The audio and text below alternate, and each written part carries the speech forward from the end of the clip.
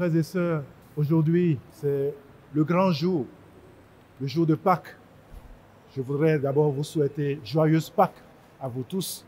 Vous auriez aimé venir dans nos églises pour cette célébration comme nous le faisons chaque année, mais malheureusement, vous êtes obligés de rester dans vos maisons, en communion aussi avec l'Église, et nous sommes très heureux de célébrer cette Pâques avec vous, même à travers les médias.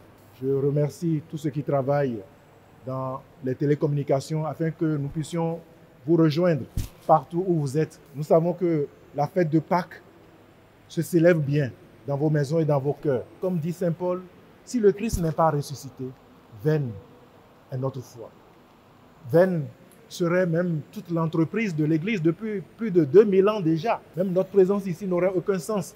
La communauté chrétienne, toutes nos activités, notre mode d'évangélisation, ça n'aurait aucun sens. C'est dire que le Christ, il est là, et qu'il est vivant, et qu'il est le vainqueur de la mort, de la souffrance.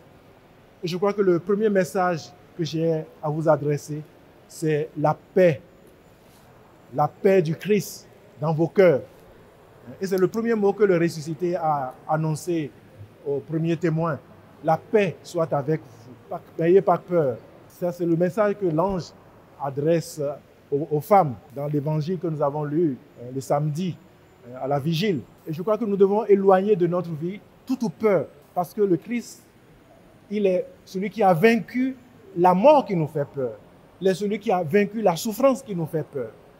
Et les signes même de cette victoire du Christ, c'est d'abord le tombeau qui est ouvert par la force de Dieu. Le tombeau ouvert et l'ange s'assoit dessus pour montrer que oui, ce qui fait peur à l'homme et qui met l'homme en prison, eh bien, il a réduit justement à la soumission totale.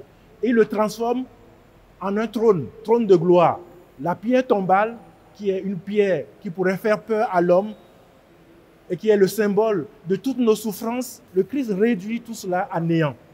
Et l'ange s'assoit là-dessus en le considérant comme un trône de gloire. Eh bien, c'est la joie qui anime les premiers témoins. Vous voyez ces hommes qui, au départ, étaient apeurés, ils avaient peur des Juifs, ils se sont renfermés sur eux-mêmes et ils fuyaient même, ils étaient des fuyards. Pierre, qui ne pouvait même pas tenir, il a renié son maître, et ainsi de suite. Mais voilà que ces hommes, ils ont été galvanisés. Ils redeviennent des annonciateurs de la résurrection du Christ. C'est que quelque chose s'est passé, et ce qui s'est passé, ce n'est rien d'autre que la rencontre avec le ressuscité. Tout comme Saint Paul, sur la route de Damas, a rencontré le ressuscité. Eh bien, ils ont rencontré le ressuscité qui est entré dans leur vie et qui leur a donné son souffle vivifiant. Et je crois que chacun de nous, nous faisons cette expérience de la rencontre du Christ. Et c'est ça qui nous donne la joie. C'est ça qui met en nous l'enthousiasme, l'élan pour aller de l'avant, pour porter l'œuvre d'évangélisation de l'avant. Oui, le Christ, il est effectivement ressuscité. Et il communique à chacun de nous cette joie, cette ferveur, cet enthousiasme. Cette joie que le Christ nous a annoncée, nous devons être les messagers de cela.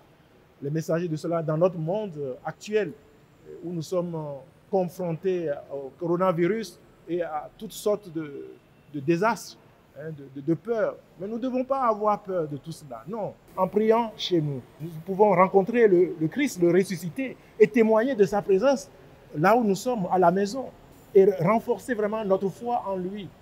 Eh bien, je souhaite que cette rencontre du Christ ressuscité soit effective dans chacune de vos vies et que vous puissiez communiquer cette joie dans vos familles et à notre monde qui en a tant besoin.